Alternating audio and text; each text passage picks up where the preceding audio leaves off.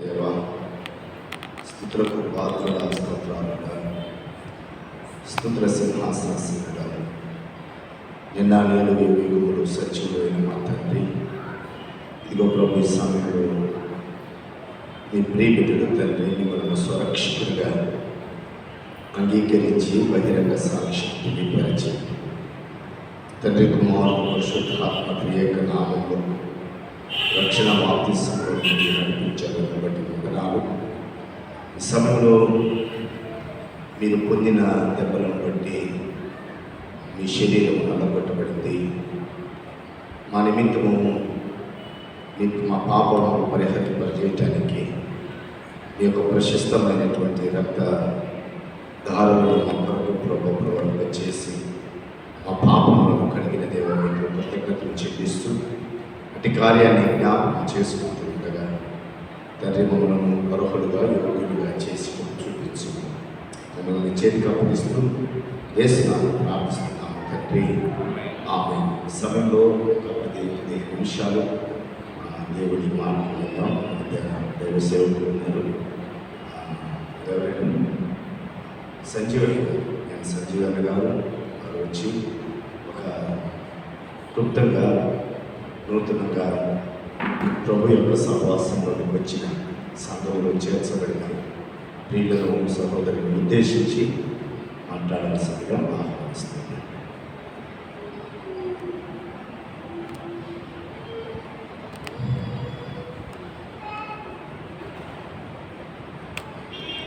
దేవుని పరిశుద్ధ నామానికి మహిమ కలుగును గాక.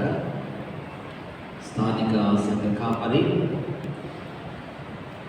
ఇజ్రాయేల్ గారికి, అలాగనే చర్చి సంఘ పెద్దలకి, వచ్చిన మీ అందరికీ, ముఖ్యంగా ఈ దినం నూతనంగా ప్రభు అయిన యేసుక్రీస్తుని తమ సొంత రక్షకుడిగా అంగీకరించి ప్రభువు కొరకు జీవించడానికి ముందుకొచ్చిన మీ అందరికీ ప్రత్యేకంగా యేసుక్రీస్తు వారి నామంలో నా శుభములు, వందనాలు తెలియజేస్తున్నాను. దేవుని వాక్యాన్ని చదువుదాం. బాప్తిజం తీసుకున్న వారిలో ఒకరు చదవండి. ఎఫెసీయులకు రాసిన పత్రిక 4వ అధ్యాయము 15వ వచనం, 14వ వచనాన్ని, ఈ 2 వచనాలు అంటే 14, 15. అందువలన మనం ఇక మీదట పసి పిల్లలపై ఉండి మనుషుల మాయోపముల చేత వంచనతోనూ తప్పు మార్గమునకు లాగు కుయుక్తితోనూ గాలికి కొట్టుకొని పోవునట్లు కల్పించబడిన ప్రతి ఉపదేశమునకు ఇటు అటు కొట్టుకొని పోవచ్చు అలల చేత ఎగరగొట్టబడిన వారమైనట్లుండక ప్రేమ కలిగి సత్యము చెప్పుచు క్రీస్తు వలె ఉండుటకు మనం అన్ని విషయములలో ఎదుగుదుము. ఆమేన్. చాలు. పరిశుద్ధుడైన పౌలు ఎఫెసీ పట్టణంలో ఉన్న క్రైస్తవ బిడ్డలకి చాలా లోతైన సంగతులు తెలియపరుస్తూ ఈ 2 వచనాలు, మొదటి వచనం అంటే 14వ వచనంలో ఎలా ఉండకూడదో రక్షించబడిన తర్వాత వ్రాశాడు. 15వ వచనంలో రక్షించబడిన తర్వాత ఎలా ఉండాలో రాశాడు. అందుకని ఇక్కడ చాలా అద్భుతమైన పదాన్ని వాడారు. ఆ పదం ఏంటంటే మనం ఇక మీదట, మనమంటే రక్షించబడిన మీ అందరు, ప్రభు కొరకు సాక్షిగా నిలవబడిన మీరందరూ, లోకములో చాలా ఉన్నాయి మిమ్మల్ని ఉత్తేజపరిచే వాటన్నిటినీ అధిగమించి పరిశుద్ధతలో నుంచి అతి పరిశుద్ధతలోనికి వచ్చారు. అందుకని మనం ఇక మీదట ఏం చేయాలంటే, ఒకటి పసిపిల్లలలాగా ఉండాలి. మీకు అనుభవం, మీరు దాటి వచ్చేసారు దాన్ని, పసిపిల్లల స్థాయిలో నుంచి దాటారు. పసిపిల్లలు ఎలా ఉంటారంటే వారికి కక్షలు ఉండవు, వారికి భేదాలు ఉండవు, వాడికి అసూయ ఉండదు, వాడికి ఎవరికి, పసిపిల్లలకి. అందుకని రక్షించబడిన వారు ఎలాంటి వారితో పోల్చబడ్డారంటే పసిపిల్లలతో పోల్చబడ్డారు. యేసుక్రీస్తు వారికి పసిపిల్లలంటే ఎంత ఇష్టమో మీరు మార్కు సువార్తకి వస్తే ఆ భాగం మనము చూడగలం. దయతో మార్కు సువార్త 10వ అధ్యాయము ఒకసారి ఆ మాటను కూడా చదివి మనం ముందు పెడదాం. పసిపిల్లల గురించి ప్రభు అయిన యేసుక్రీస్తుల వారు తెలియపరిచిన మాట 13 నుంచి 16 వచనాల వరకు రాయబడి ఉంటుంది. చదవకండి. యేసు ప్రభుల వారు, ఆయన శిష్యులు, కొంతమంది తల్లిదండ్రులు వారి పిల్లలను తీసుకొని ప్రభు దగ్గరికి వచ్చారు. యేసు ప్రభు దగ్గరికి వెళుతూ ఉంటే శిష్యులు ఏమన్నారంటే, మీరు వెళ్ళవద్దు అని చెప్పారు వారికి. ఆ మాటను విన్న ప్రభు, వాడిని మీరు ఆటంకపరచవద్దు, ఆ పరలోక రాజ్యం ఎవరిదంట, ఎలాంటి వారిదంటే చిన్న పిల్లల లాంటి స్వభావం కలిగిన వారు. ఒకవేళ మీ వయసు 25, 30, 20, 50 అవ్వచ్చు, కానీ మనం యేసుక్రీస్తులో మన వయసు ఎంతంటే చిన్నపిల్లల లాంటి స్వభావం కలిగిన వయసే మన వయసు. అలాంటి వయసు కలిగిన పరిస్థితి, అంత సాధు స్వభావాన్ని కలిగి ఉండాలి. అవునండి, అది మనకి ఆశీర్వాదకరం, దేవునికి మహిమ. ఈ భాగంలో 16 వచనాలలో ప్రభు వాడిని పిలిచి చెప్పి, ఎవరైతే ఇలా ఉంటారో, ఎలాగనా చిన్నపిల్లల లాంటి స్వభావాన్ని కలిగి ఉంటారో వారిదే పరలోక రాజ్యము అని చెప్పి ఆ చిన్నపిల్లల్ని ఎత్తుకొని కౌగిలించుకొని ముద్దాడి చేతులుంచి ఏం చేశాడంట, 16వ వచనంలో ఉంటుంది, ఆశీర్వదించాడు అనే మాట అక్కడ మనము చూడగలం. అందుకని మరి ఈ ఎఫెసీయులకు సంఘానికి రాసిన ఈ ఉత్తరములో మనం తెలుసుకోవాల్సిన ప్రాముఖ్యమైన సంగతి ఏంటంటే, రక్షించబడిన మనం, ప్రభు కొరకు సాక్షిగా ఉన్న మనం ఇంతకు ముందు ఉన్న స్వభావాన్ని మొత్తాన్ని విడిచిపెట్టారు కదా, విడిచిపెట్టేశారు. ఇప్పుడు మనకి నూతనమైన స్వభావం మనం కలిగి ఉండాలి. ఎందుకంటే మీ సంఘ కాపురుని గురించి నన్ను ఒక మాటను చెప్పనివ్వండి. నేనున్న గుంటూరు మండలంలో మండలానికి దాదాపు 70 మంది పాస్టర్స్ ఉంటే ప్రెసిడెంట్గా చాలా సంవత్సరాలు తను నాయకత్వంలో మేమందరం ఉన్నాం. మంచి మోటివేషన్స్ చేస్తుంటాడు పాస్టర్ గారు, ప్రోత్సహిస్తుంటారు పాస్టర్ గారు. వారికి దేవుడిచ్చిన మంచి మనసు, అది మంచి మనసు. తను ఎక్కడికి వెళ్ళినా క్రీస్తుని అభివృద్ధి చేయడం, ప్రకటించడం, అది వారి ధ్యేయం. దేవుడు ఆ బాధ్యతని తనకిచ్చాడు. ఈ 70 మంది సేవకులు కూడా పాస్టర్ గారు ఏది చెప్తే అది చేయాల్సిందే. అలా ఎలా చేస్తారంటే స్వార్థం లేకుండా పనిచేస్తారు. దేవుని కొరకు సాక్షిగా తన కుటుంబం కూడా, పాస్టర్ గారు కూడా మంచి వాగ్దాటి ఉంది, మంచిగా పాటలు పాడతారు. అక్కడ కూడా విరామం లేకుండా ఉన్నారు పాస్టర్ గారు. నేను ఇక్కడికి వచ్చి అయ్యగారు ఆఫీస్ దగ్గర చూసా, క్యాలెండర్ చూసేటప్పటికి అన్నింటిలో మార్క్ చేసి పెట్టున్నారు పాస్టర్ గారు. నన్ను అప్పుడప్పుడు ఫోన్ చేస్తుంటే లిఫ్ట్ చేయదు.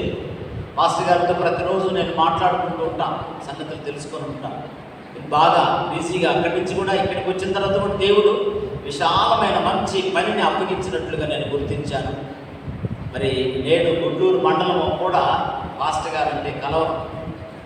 మరి ఇలాంటి పొజిషన్లో పాస్టర్ గారు అక్కడికి రాలేరు, కానీ మంచి సాక్ష్యం ఉంది, మంచి విలువ ఉన్న సేవకుని మీరు కలిగి ఉన్నారనడానికి నేను ఈ మాట తెలియపరుస్తున్నాను. ప్రతి సంవత్సరం ఈ గుడ్ ఫ్రైడే సీజన్కి మండలంలో ఉన్న పాస్టర్లందరినీ సమకూర్చి పెద్ద సిలువ చేసి గుంటూరు మండలంలో ర్యాలీ చేసేవారు. అంతకుముందు లేదే. నేను 30 సంవత్సరాల నుంచి ఉన్నాను అక్కడ. పాస్టర్ గారు చేపట్టినప్పటి నుంచి సిలువ ర్యాలీ అయ్యాయి. అవన్నీ మేము చాలా దూరం చేసుకున్నాం పాస్టర్ గారు ఇంత దూరం వచ్చేయటం వలన. అయినా పాస్టర్ గారు సజెషన్స్ అయితే మరి మా కమిటీ వాళ్ళు తీసుకుంటూ ఉంటారు. అలాంటి మంచి సేవకుని మీరు కలిగి ఉన్నారు. ఎన్నో బాప్తిజాలు, ఎన్నో దేవుని పరమైన కార్యక్రమాలు అక్కడ జరిపించబడ్డాయి. కాబట్టి జ్ఞాపకం చేద్దాం. అందుకని మరలా చెబుతున్నాను, మంచి సేవకుని మీరు కలిగి ఉన్నారు. దేవుని పనిని విస్తారంగా చేయటానికి పూనుకోండి, దేవుడు అద్భుతం చేస్తాడు. ఈరోజు నిజంగా మరి దాదాపుగా మరి ఎంతమంది రక్షించబడటం అన్నది క్రీస్తులోనికి రావడం చాలా గొప్ప ఆశీర్వాదం. అందుకని జ్ఞాపకం చేస్తున్నాను, ఇక నుంచి మీరు ఏం చేయాలంటే పసిపిల్లలాగా ఉండాలన్న సంగతిని మర్చిపోకూడదు. పసిపిల్లలు అంటే ఎవరికి ఇష్టం? యేసుప్రభుల వారికి. ఆయనకి ఎంతో ఇష్టం. ఇక 15వ వచనంలోకి వచ్చిన తర్వాత ఇక్కడ కొన్ని ఫండమెంటల్స్ చెప్పారు. ఏమి కలిగి ఉండకూడదో మధ్యలో 14వ వచనంలో ఉంది. ఏంటిది? మాయ మాటలకి లోబడం. మరి మనం మనస్కరించకూడదు, అబద్ధానికి మనస్కరించకూడదు. ఎవరైనా మన గురించో ఇంకొకరి గురించో మన దగ్గర సాడీలు చెప్తుంటే దాన్ని మనం వినకూడదు. ఎందుకో తెలుసా? ఈరోజు వేరే వాళ్ళ గురించి మనకు చెప్తే మన గురించి ఏం చేస్తారు? తర్వాత తప్పకుండా చెప్తారు వాళ్ళు. ఎందుకంటే రక్షించబడిన మనకి ఇవన్నీ దూరమగుదు కాక. 15వ వచనానికి వద్దాం. 15వ వచనంలో ప్రేమ కలిగి సత్యము చెప్పుచు క్రీస్తు వలె ఉండుటకు మనం అన్ని విషయంలో ఈ 4 సంగతులు. ఒకటి, చిన్నపిల్లలాగా మనం ఉండాలి. రెండవది ఏంటంటే మనకి మీదట అబద్ధపు జోలికి వెళ్ళకూడదు. ఇప్పుడు ఇది ఫ్యాషన్ అయిపోయింది. మరి మొబైల్స్ వచ్చిన తర్వాత ఒక లొకేషన్లో ఉంటారు, నేను పలానా దగ్గర ఉన్నానన్న అబద్ధాలు ఆడుతున్నారు. దేవుని బిడ్డలారా, నా కంప్లీట్ రిక్వెస్ట్ ఏంటంటే అలాంటి అబద్ధానికి చోటు ఇవ్వకండి. ఒకవేళ ఒక్కసారే కదా అనుకున్నామంటే ఒక్కసారి అవతో మాట్లాడింది సాతాను ఏమైపోయింది? చాలా ప్రమాదకరమైన పాపానికి అది దారి తీసింది. ఒక్క నిమిషం కూడా కాదు కదా, ఏ కోశాలు కూడా మనం ఏం చేయకూడదంటే అసత్యపు మాటలు చెప్పకూడదు. అందుకని రెండవ మాటగా మనం గమనించినప్పుడు మనము దేవుని ప్రేమను కలిగి ఉండాలి.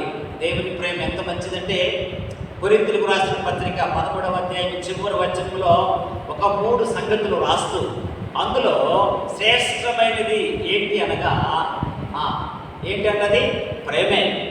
గుర్తుపెట్టుకోవాలి. బైబిల్లో చెప్పబడింది లోక సంబంధమైన ప్రేమ కాదండి, ఇది దైవ సంబంధమైన ప్రేమ. ఈ ప్రేమకున్న గుణాలు ఏంటంటే, ఒకటి, పూర్తిగా తాలిద్దంటే ఓర్చుకుంటుంది.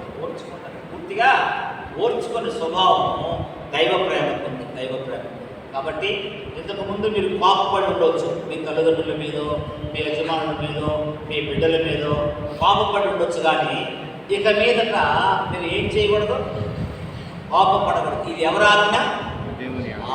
దేవుడు మనకిచ్చిన ఆజ్ఞ. ఈ ఆజ్ఞ ప్రకారం మనం ఉండటం మనకు మంచిది. మూడవదిగా అక్కడ రాయబడిన 3వ మాట ఏంటంటే, మనం సత్యాన్ని చెప్పాలి. అంతేనండి, దీనికి ఇంకా ఆప్షన్ లేదు. అబద్ధం ఆడకూడదు, అంతే. మోసపు మాటలు మనం చెప్పకూడదు. అది మనది కాదు.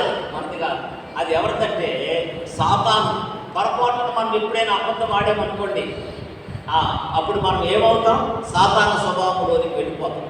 అలా కాకుండా మనము ప్రేమ కలిగి సత్యాన్ని చెబుతూ, మూడవదిగా ఇది చాలా ప్రాముఖ్యమైన ఘటన. ఎందుకంటే మానవులందరిని దేవుడు ఎవరి పోలికలు చేశాడు? దేవుని పోలికలు మనం ఉన్నాం. ఆ పోలిక ఏం చేశామంటే, మనము పాపం చేయటం వలన, అపరాధం చేయటం వలన, అతిక్రమించడం వలన ఆ దేవుని సారూప్యాన్ని మనం ఏం చేసుకున్నాం? పోగొట్టుకున్నాం. ఇప్పుడు ఏం చేయబడ్డామంటే, పోగొట్టుకున్న ఆ సారూప్యాన్ని మరలా దేవుని ద్వారా మనం ధరించుకున్నాం. ఇప్పుడు మరలా మనం దాన్ని ఏం చేయకూడదు? ఇంకా పోగొట్టకూడదు. పోగొట్టితే అది మంచిదైతే కాదని గుర్తు చేసుకోవాలి. అందుకని క్రీస్తు వలె ఉండాలి. ఒకవేళ మీకు ప్రశ్న రావచ్చు, క్రీస్తు వలె ఉండాలంటే ఎలా? ఆయన మరి పెద్ద అంగి వేసుకొని అట్లా ఉండాలనుకుంటున్నారా? కాదండి. ఆయన భూలోకంలో ఉన్నప్పుడు మనం ఎలా ఉండాలో చెప్పాడు, ఎలా మాట్లాడాలో చెప్పాడు, ఎలాంటి జీవిత విధానాన్ని కలిగి ఉండాలో చెప్పాడు. అలాగే మనం ఉండాలి. ఒకసారి చూడండి మత్తయి సువార్త మాట చూద్దాం.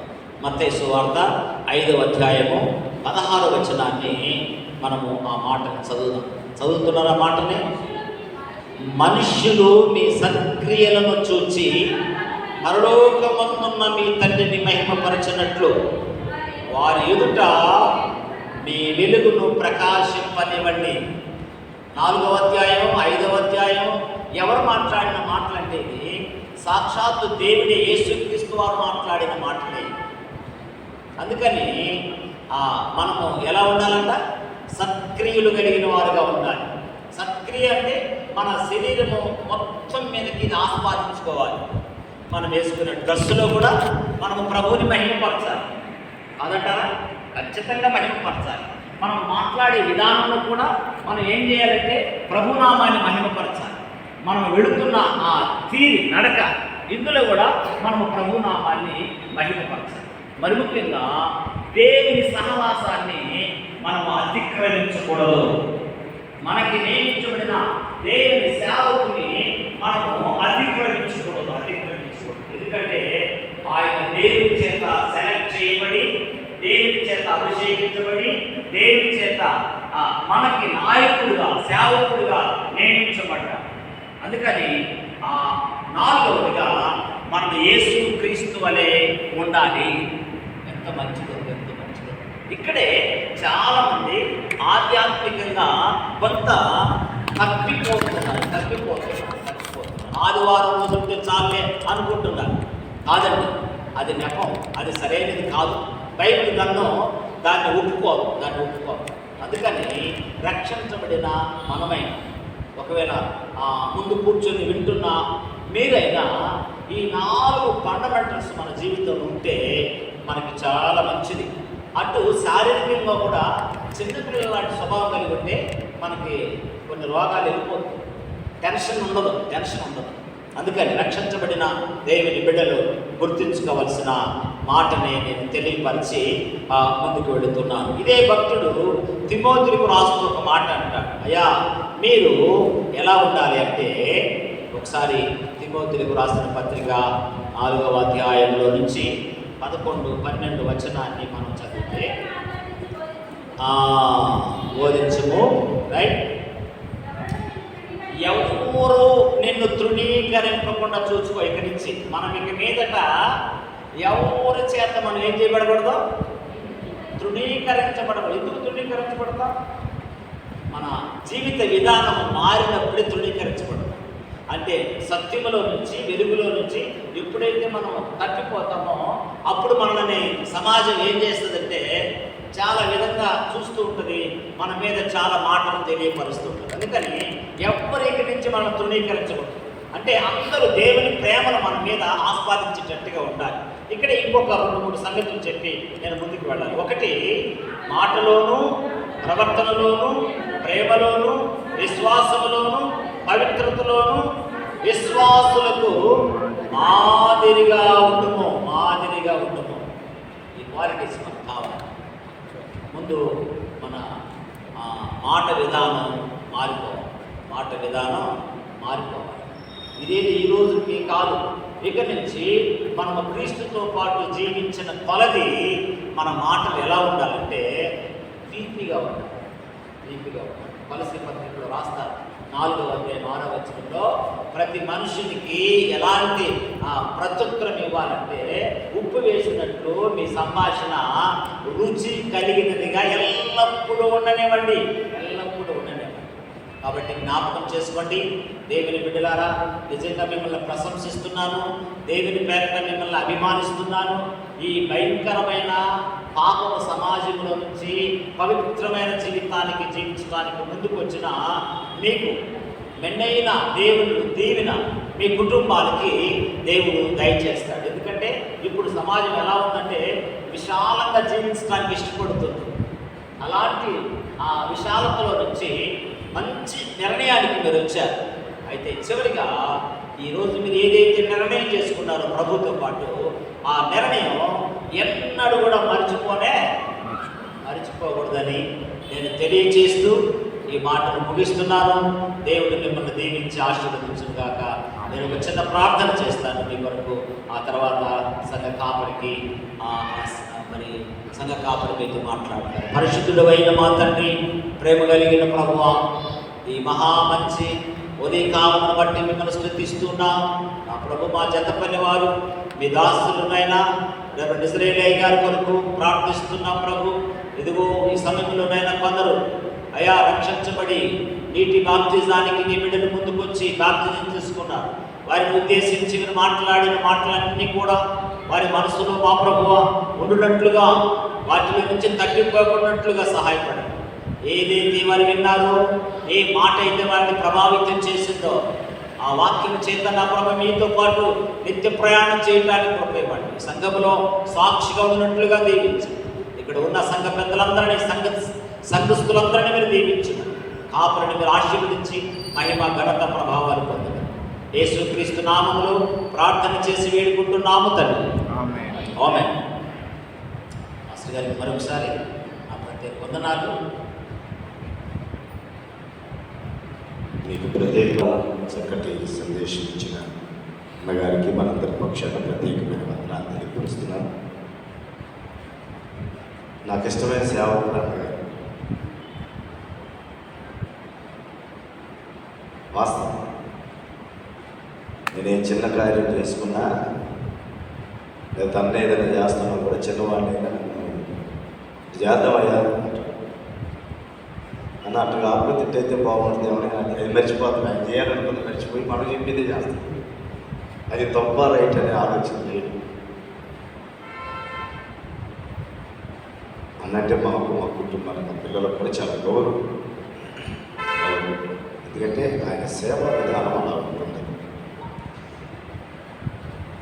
కాబట్టి ఈ సమయంలో మన మధ్యకి రావటం కూడా ఆశీర్వదకరం. నిన్న చెప్పిన రీతిగా మీరు నడవాలని ప్రభు పేరట మనవి చేస్తూ మరొకసారి చక్కటి మాటలు చెప్పిన నాకు ప్రత్యేకమైన వందనాలు. దేవుడు వారి కుటుంబాన్ని దీవించుకున్నారు. సమయంలో అందరూ మీరు ఒకవేళ మోకరిల్లగలిగితే, పెద్దవాళ్ళు వారు మోకరిల్లారు కాబట్టి మీరు మోకరిల్లగలరు. వారి ఇరువురు కూర్చుంటారు, మీరు మోకరిల్లండి. ప్రభు యొక్క సంస్కారంలో మనం పాల్గొందాం. మోకరిల్లిగినటువంటి వారు మీరు వద్దున మీరు కూర్చుంటారా? మీరు కూర్చోండి. ఈ సమయంలో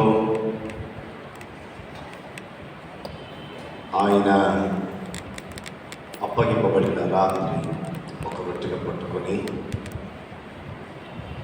విరిచి, కృతజ్ఞతాస్తుతులు చెల్లించి విరిచి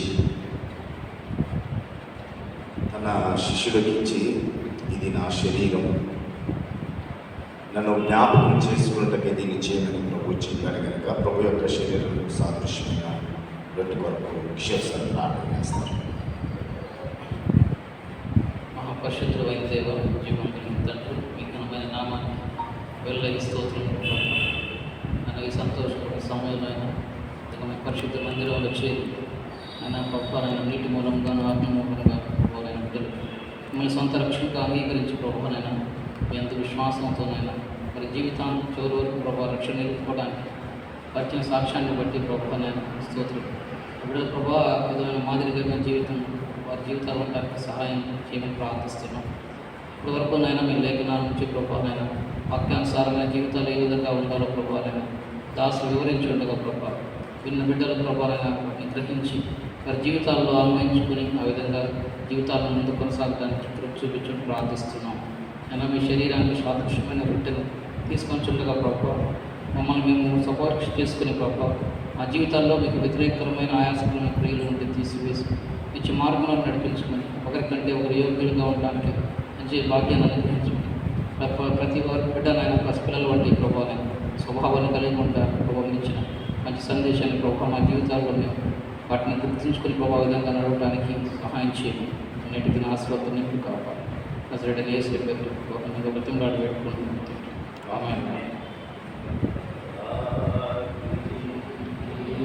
యేసయ్యా కృప చూపి బ్రోమయ్యా అపరాధిని యేసయ్యా కృప చూపి బ్రోమయ్యా నెపమెచ్చకయని కృపను నెపమెచ్చకయని కృపను అపరాధములను క్షమించు అపరాధములను క్షమించు అపరాధిని యేసయ్యా కృప చూపి బ్రోమయ్యా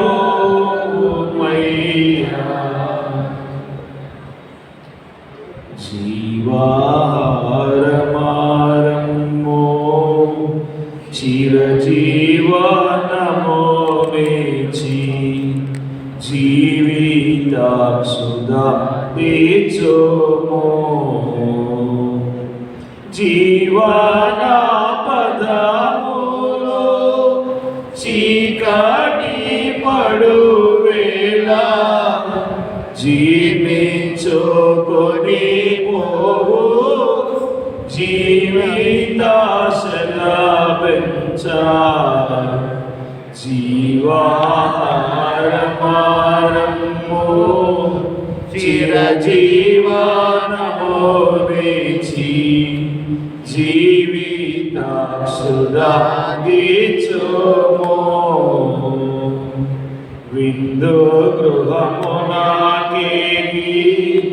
వీక్షింతు భ్రమతోని వివిధ సుఖోచపురా విచ్ఛిన్నమైన యేసుక్రీస్తు శరీరము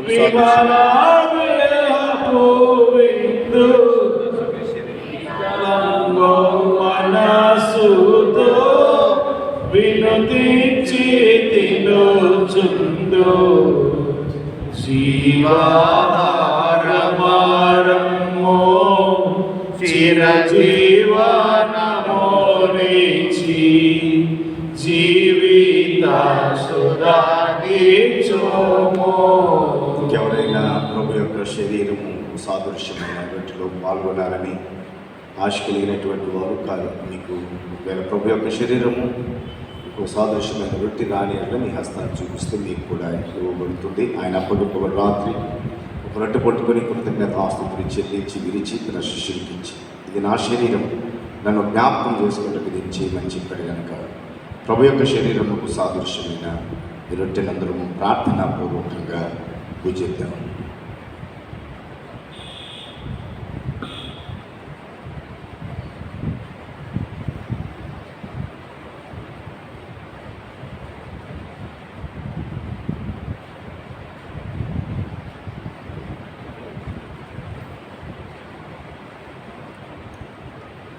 భోజనం అయిపోయిన ఆయన ఒక పాత్రను ఎత్తుకొట్టుకొని కృతజ్ఞత ఆస్తుతులు చెల్లించి, ఇది ఆ రక్తములకు సాదృశ్యమైన క్రొత్త నిబంధన రక్తములను జ్ఞాపకం చేసుకుంటే దీన్ని చేయమని ప్రభు చెప్పాడు కనుక ఇది క్రీస్తు యేసు రక్తము ప్రతి పాపము నుండి మనలను పవిత్రులుగా చేస్తుంది కనుక ప్రభు యొక్క రక్తములకు సాదృశ్యమైన ద్రాక్షారసం కొరకు ఆనందరావు గారు ప్రార్థన చేస్తారు.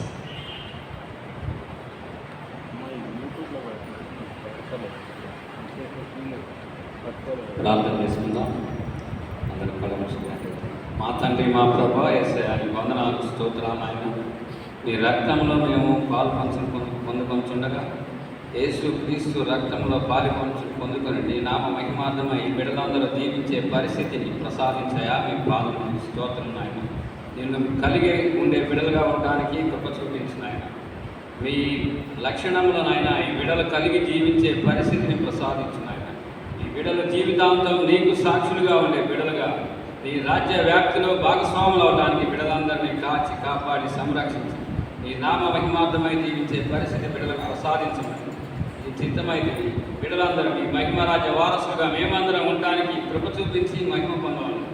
కూడిన బిడ్డలందరినీ కాచి కాపాడి సంరక్షించమని, మీ మహిమరాజ్య వారసులుగా మేమందరం ఉండే పరిస్థితిని ప్రసాదించమని, ఇప్పటి వరకు మీరు చేసిన మేలుగా వందనాలు స్తోత్రాలు చెల్లిస్తున్నాం. యేసునామమున ప్రార్థించి వేడుకొంచున్న మా తండ్రి, ఆమేన్. మానుయేలురానము ఇంపైనయుటాడు.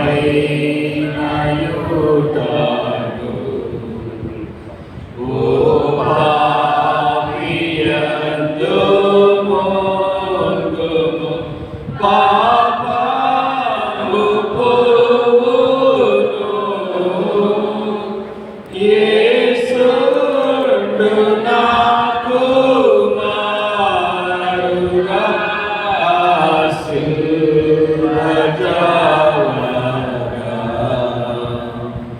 శ్రీ యేసు రక్తమేపుడు స్రవించు నాకుగా.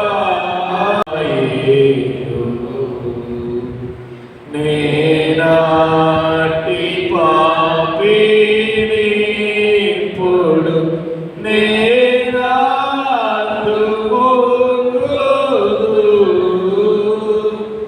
యేసుండు నాకు మారుగా సిల్వదవగా.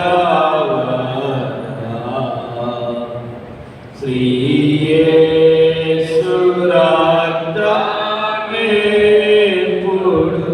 స్రవించు నాకుగా. నీ యొక్క పాపమాటిదే నిర్మూలమౌటకు.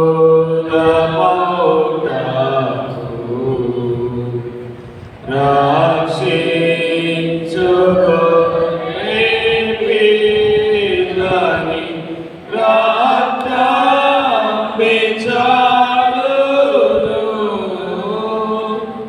యేసుండు నాకు మారుగా సిల్వదవగా. శ్రీ యేసు రక్తమేపుడు స్రవించు నాకుగా.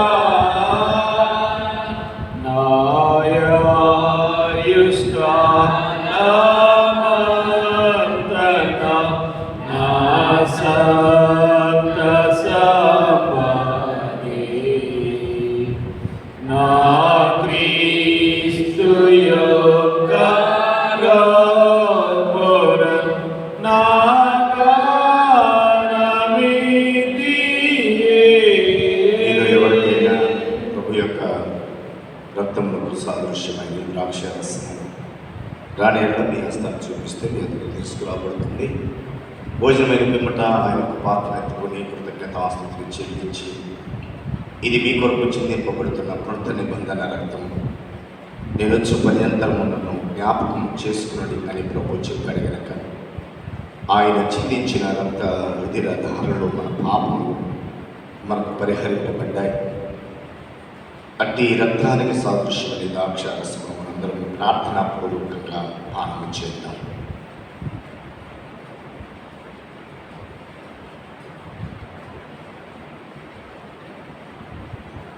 అంతటా వారు కీర్తనలు పాడుచు ఒలీవ కొండలకు వెళ్ళి నేను ఎక్కడ చేస్తాను. విజయ గీతముల్ పాడారే క్రీస్తుకు జయ విజయ గీతముల్ పాడారే. రుచిన మత్తటి మీద విజయమే చెడు దేవా నిజకు పారుని నామము హృదయములతో భజన చేయుచు నిత్యము మంగళము యేసుడే మనకు రక్షణ శృంగమై బలి నిల్చెను. నీగిన్ విడచి వచ్చెను శత్రుని యుద్ధ రంగమందున గెల్చెను. రంగు మీరగా దాన రక్త బాలము వదన పొంగు తీర్చెను. విజయ గీతము పాడరే క్రీస్తుకు జయ విజయ గీతము పాడరే. ప్రార్థన, ప్రభుని ప్రార్థన దైవజనుడు సంజయ్ వర్మ గారి యొక్క ఆశీర్వాదంతో సెలవు తీసుకున్నాం. లేచి నిలబడదాం. ప్రేమ కలిగిన తండ్రి, కృపగల దేవునికి వందనాలు. ఈ దినమున మీ ప్రియబిడ్డలు తిరిగి జన్మించిన ఈ జన్మదిన రెండవ జన్మాన్ని విధించినందుకై కృతజ్ఞతలు. వారితో కలిసి ప్రభావం మేము కూడా మరొక పర్యాయం మీరు మా కొరకు నలగొట్టబడిన మీ శరీరమును మా కొరకు చిందించిన ఈ యొక్క రక్తముకు సాదృశ్యం ద్రాక్షరసం జ్ఞాపకం చేసుకునే కృప మాకు ఇచ్చినందుకై కృతజ్ఞతలు. ఈ సమయం నుండి నూతనముగా జన్మించిన ఇదిగో పసిపిల్లలు ప్రభా సమాజంలోనికి వెళుతూ ఉండగా తండ్రి మాయోపమైనటువంటి మాటల్లో పరంగా సత్యము చెబుతూ ప్రేమగా ఉంటూ ప్రభా క్రీస్తును ధరించుకొని బ్రతకడానికి సహాయం దయచేయమని, అలాగే వీరిని వీరి కుటుంబాలను తల్లిదండ్రులను స్నేహితులను అందరినీ కూడా మీరు దీవించండి. ఈ కార్యంలో ప్రభావ పాల్గొనిన సంఘ పెద్దలైతేనేమి సహకరించిన బిడ్డలైతేనేమి అందరూ కూడా మీరు ఆశీర్వదించండి. మరి ముఖ్యంగా చక్కటి వర్తమానం అందించిన దాసుని మీరు దీవించడం పరిచయం ఆశీర్వదించండి. పరిచారకులుగా ఈ ఇష్టపరిచిన స్థానిక తండ్రి మా సెక్రటరీ గారు, తండ్రి జాయింట్ సెక్రటరీ గారు కిషోర్ సార్ బట్టి, అలాగే పరిచారకులు ఉన్న ఆనందరావు గారిని బట్టి, ఆయా రీతిగా సహకరించిన అందరిని బట్టి కూడా ఒక స్తోత్రములు చెల్లిస్తూ మమ్మల్ని అందరినీ సజీవుడు జీవం కలిగిన దేవుడు విన్న మీ చేతికి అప్పగిస్తుండగా మీ కృపాకాపలతో ఉంచుకుని యేసు నామమున ప్రార్థిస్తున్నాము తండ్రి. ఆమె పరలోకమందు ఉన్న మా తండ్రి, పరిశుద్ధ ఈ రాజ్యం కూర్చున్నగా నీ చిత్తం పరలోకమందు నెరవేర్చుకున్న ప్రకారం భూమి మీద నెరవేరుగాక. మాకు కావలసిన దయచేసి మా రుణస్థులు మేము క్షమించిన ప్రకారం క్షమించు. మా శోధనకి కాకి తప్పించు. ఎందుకంటే రాజ్యము బలము మహిమ నిరంతరము నీవైనా. ఆమేన్. ఇప్పుడు మన పరమ తండ్రి అయిన దేవుని ప్రేమయు మనకు రక్షకుడైన యేసుక్రీస్తు వారి కృపయు పరిశుద్ధాత్మన సహవాసము ఇక్కడ కూడిన దైవ బిడ్డలకి, ప్రత్యేకంగా రక్షణ పొందిన దైవ బిడ్డలకి, సంఘ కాపరికి సదా దేవుడు తోడుగా ఉండి నడిపించి కాపాడునుగాక.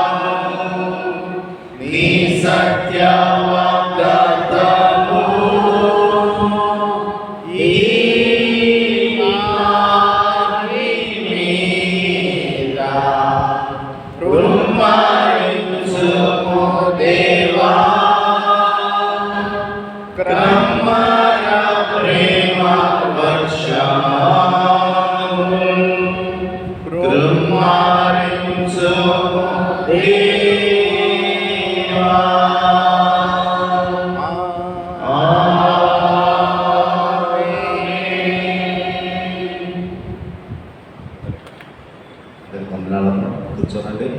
మన సోదరులు